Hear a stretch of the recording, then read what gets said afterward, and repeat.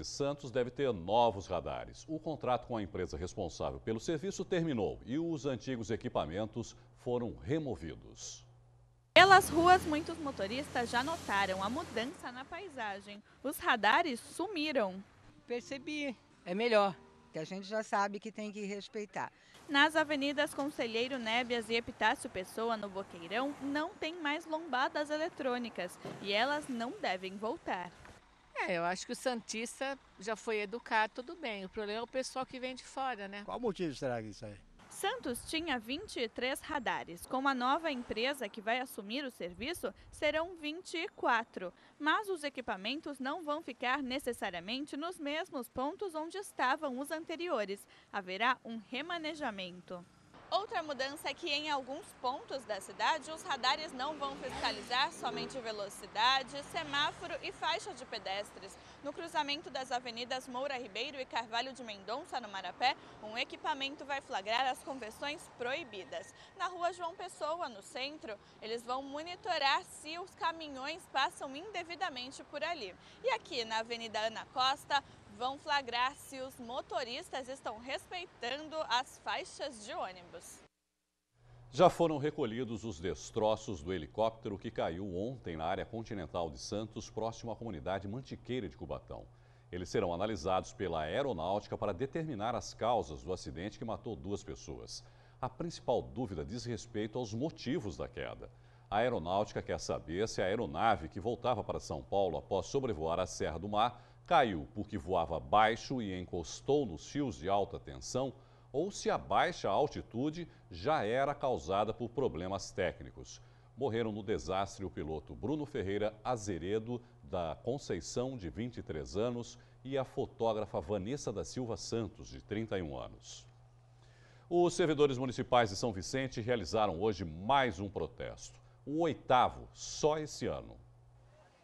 A manifestação aconteceu na divisa da praia entre Santos e São Vicente. Os servidores estão insatisfeitos com os atrasos no pagamento da cesta básica, férias, a suspensão no atendimento médico e o salário de abril que deveria ter sido pago no último dia 30. O convênio médico, que nem no caso minha mãe, que faz uma fisioterapia constante, uma senhora de 80 anos, que é servidora aposentada, foi cortado, né?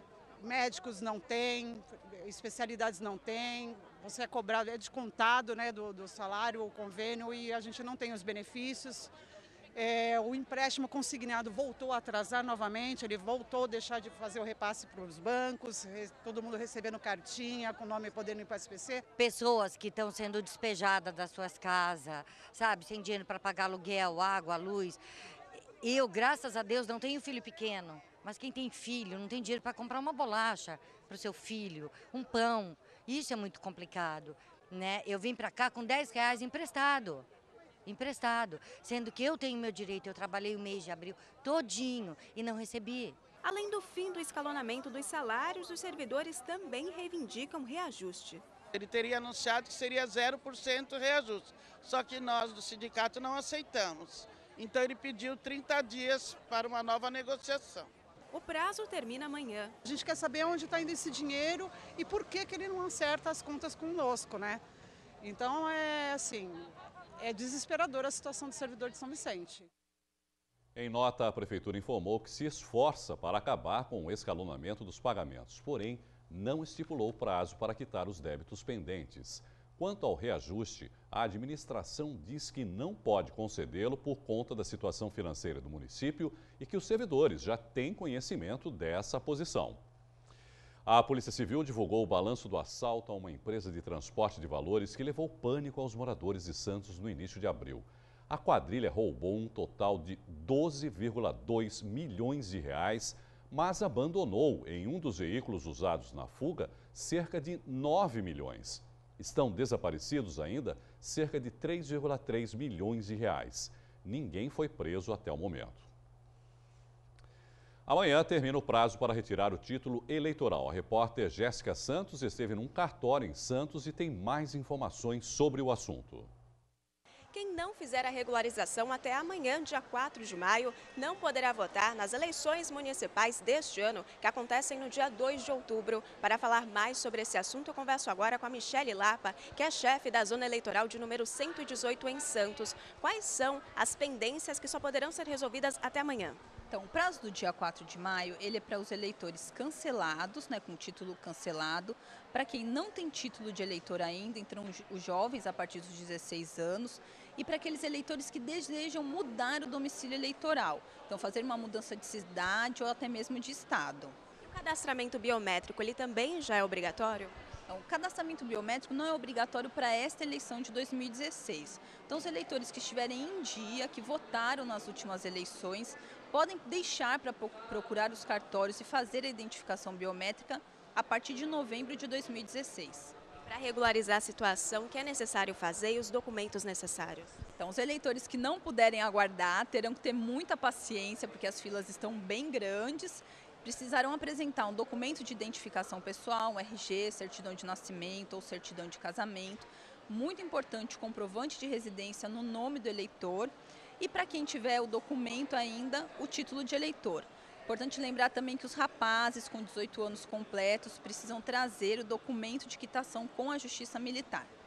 Obrigada pelas informações. Jéssica Santos para o Caderno Regional.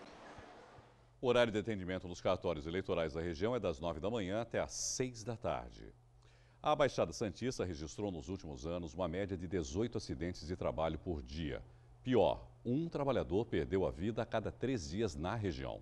Para conversar sobre este assunto, nós recebemos o gerente da Delegacia Regional do Ministério do Trabalho, Gionei Gomes da Silva. Seu Gionei, boa noite, obrigado por participar conosco aqui do Caderno Regional. Quais são na região as áreas que mais registram acidentes, seu Gionei? Nós temos que dividir aí acidentes graves, fatais e acidentes mais leves. E no conjunto de todos eles, nós temos mais acidentes na área de saúde, por incrível que pareça. O setor saúde está liderando as estatísticas. Por quê? Existe uma explicação para isso, seu Gionei? Existe. Nós temos no setor de saúde um quantitativo de trabalhadores que vivem numa exposição de risco ergonômico bastante conhecido. E dentro desses riscos nós temos a questão principalmente de lombalgias. É muito comum a gente encontrar no serviço de saúde movimentos de movimentação de pacientes. Hoje nós já temos recursos para fazer essas movimentações, mas ainda não chegou na nossa Baixada Santista. Confesso que fiquei surpreso com essa informação. Pois é. Jamais imaginaria que seria justamente nesse setor que há esse número de acidentes. E esses acidentes estão geralmente relacionados a que outros fatores? Falta de treinamento, maior atenção por parte, por exemplo, das empresas, infraestrutura? É um conjunto de eventos. Claro. Na verdade, o acidente, ele precisa primeiro que exista o ser humano envolvido. Depois vem as tarefas, né?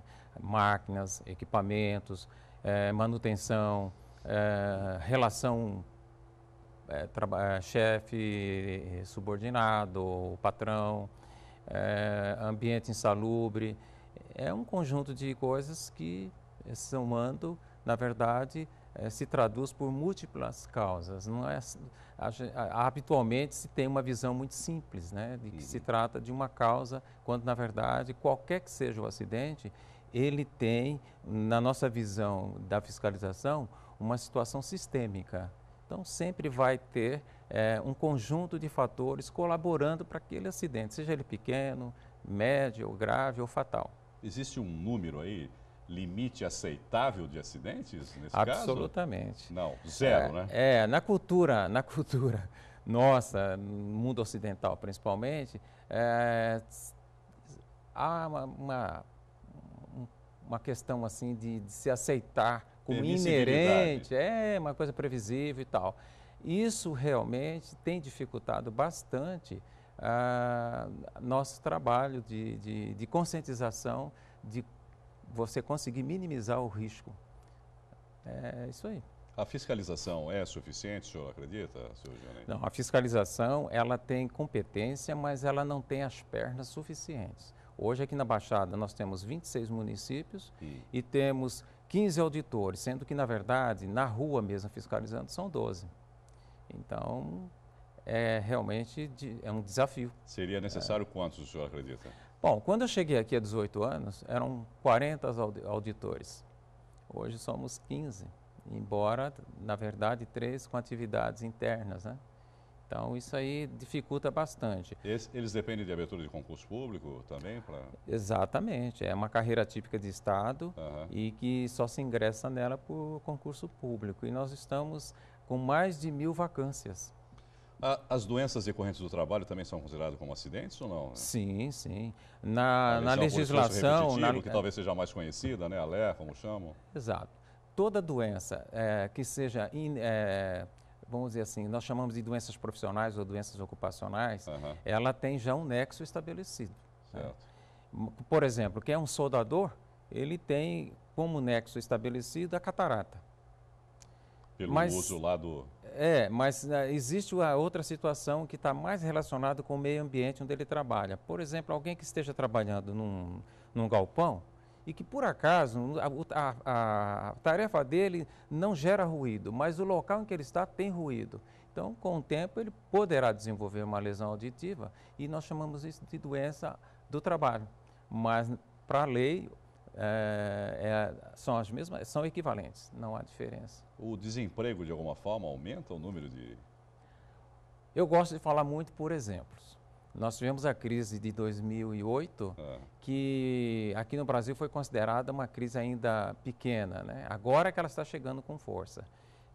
Foi verdadeiramente um tsunami. Então, envolvendo a América... Segundo os últimos números, são 11 milhões de desempregados no país hoje. Exato. Mas na América, envolvendo o Canadá, inclusive, e também a Europa, nós tivemos aproximadamente 10 mil suicídios decorrentes dessa situação de desemprego. Isso é um indicador assim bem palpável para a gente mensurar verdadeiramente. Isso na América, senhor Tassi? Não, envolve a América e alguns países do leste europeu. Também.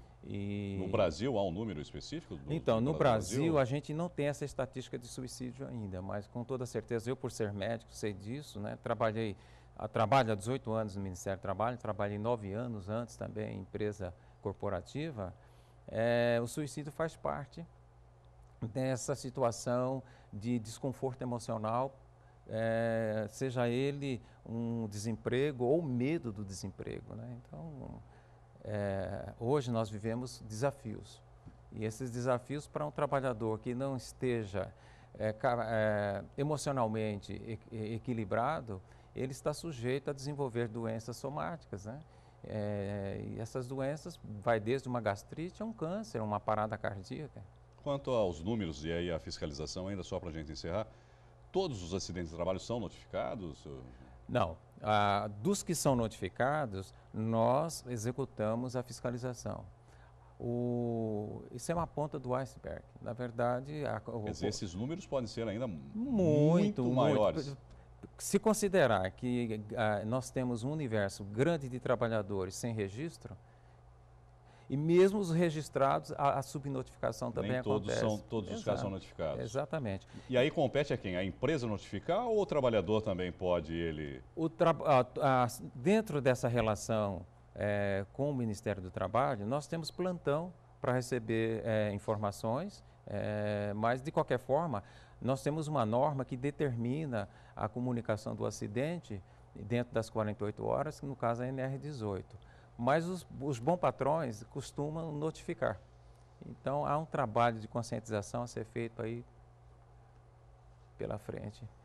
Quero agradecer aqui o senhor Gionei Gomes da Silva, gerente da Delegacia Regional do Ministério do Trabalho. Muito obrigado pela entrevista e uma boa noite para o senhor. A 21ª edição do Seminário Internacional do Café de Santos começa amanhã às 14h. O evento reúne 347 pessoas de 14 países. Ao todo, são 8 palestras sobre o tema. O seminário termina na quinta-feira. O endereço das atividades é a Avenida Major de Prado, número 1100, na praia de Pernambuco, no Guarujá. No Santa Portal você encontra mais informações. Como já é tradição, os Jogos da Unisanta começam com uma grande festa com a escolha do rei e da rainha. Esse ano teve um show surpresa para quem esteve no ginásio ou assistiu tudo ao vivo pela Santa Cecília TV. Nós também registramos tudo.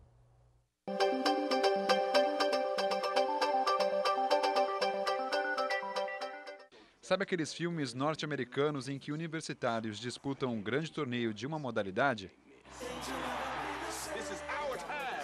Todo aquele clima de disputa das partidas e da torcida também faz parte de um bom enredo. Aqui no Brasil, isso também existe, mas ao invés de um só esporte, 30 faculdades disputam em 13 modalidades diferentes o título de campeão dos Jogos. Nós também teremos, a partir desta terça-feira, realmente disputas emocionantes nas quadras, nas salas especiais, na piscina, na praia. Eu acho que todas as modalidades, de fato, vão fazer com que, até os últimos instantes, como foi na abertura, nós tenhamos muita emoção. Estou muito satisfeita, muito feliz de estar aqui. Sempre fui atleta, jogo tênis, faço academia, corro, né? Vou correr os 10 quilômetros, estou me preparando daqui a 2 semanas. Então, estou muito feliz de estar aqui e boa sorte, né? Porque tem uma competitividade muito forte aqui, né? Muitas personalidades fizeram parte da festa. Os atletas do Santos, finalista do Paulistão, também marcaram presença na noite de abertura dos Jogos. Mas aqui prestigiar a galera, muito legal. Eu aqui também no passado, então é muito legal a festa. Fico muito contente de convidar novamente. É sempre uma boa iniciativa, o esporte faz parte dessa universidade. O presidente Marcelo é uma pessoa que eu tenho um grande carinho. Lucas Crispim já estudou na Unisanta, mas não tem um curso preferido. Eu vou torcer pelo melhor da escola, da universidade. Para eleger o rei e a rainha, 30 mulheres e homens representaram os cursos que irão participar da competição. A galera já começou a ficar animada. Depois dos desfiles, enquanto o público aguardava o resultado, os alunos da FEFESP Unisanta fizeram uma apresentação.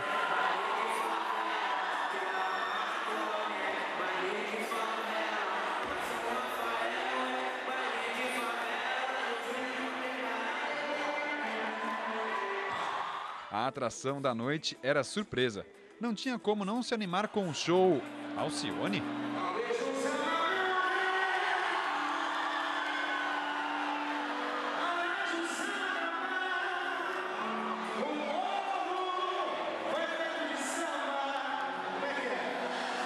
Além de imitar a Marrom, Mumuzinho também interpretou uma música do mineirim Alexandre Pires.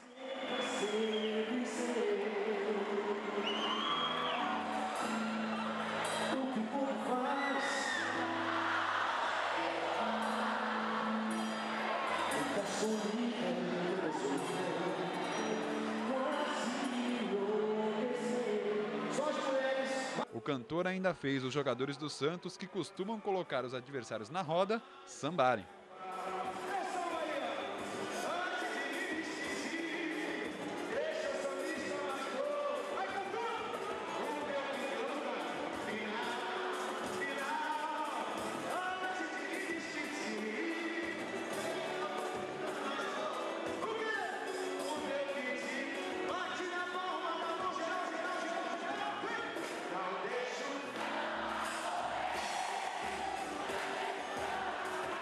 O cantor ainda disse que já se sentia em casa e deixou um recado para os alunos. Eu não tive a oportunidade de estudar, então acho que tendo uma oportunidade dessa perto, né, na Baixada, uma grande referência para todo mundo, acho que é uma diferença. Não é um simples show, não é um simples chegar ali e dar uma canja, não. Acho que é mais passar um pouco do que a oportunidade que eu não tive, que essas pessoas estão tendo a oportunidade, dessa grande estrutura. A rainha dos Jogos da Unisanta, Vitória Luzia Gomes do Direito Exanque, foi a escolhida. Na entrega da faixa da rainha do ano passado, um abraço de Direito Exanque com Direito Exanque. É incrível, né? Receber a faixa da minha própria amiga, né? De uma menina que vem aí do meu próprio curso. Foi uma sensação inesquecível. Eu estou muito feliz. Ah, já ia me esquecendo. O rei dos jogos é da fisioterapia Unisanta. Esta não é a primeira vez que Samuel participa do concurso. Em 2016, ele levou a faixa e muitos gritos da mulherada.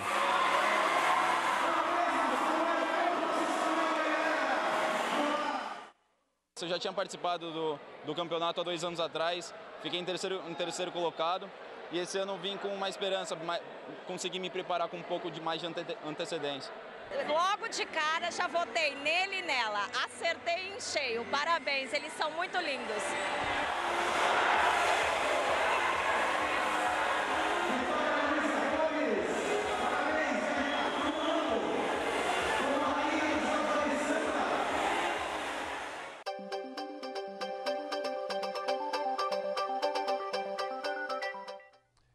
Começa hoje o primeiro dia de disputas da 33ª edição dos Jogos da Unisanta, a maior competição esportiva universitária do estado.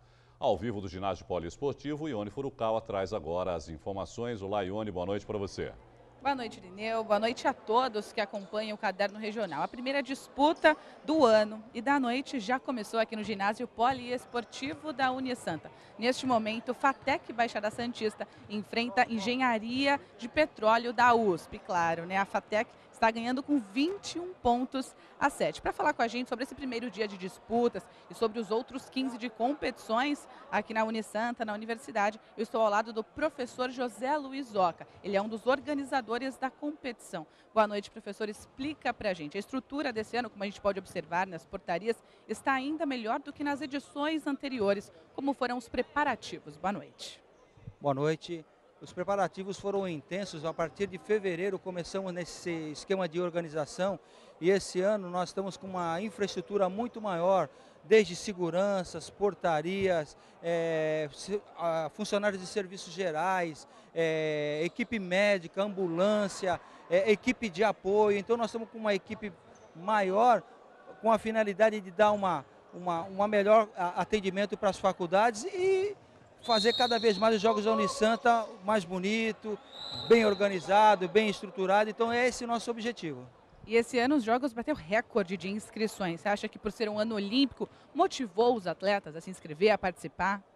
Eu creio que sim. Esse ano nós voltamos para o mês de maio, até em virtude aos Jogos Olímpicos. E eu entendo que os Jogos Olímpicos, de fato, é um evento que atrai muito a atenção de todos e estimula a prática da atividade.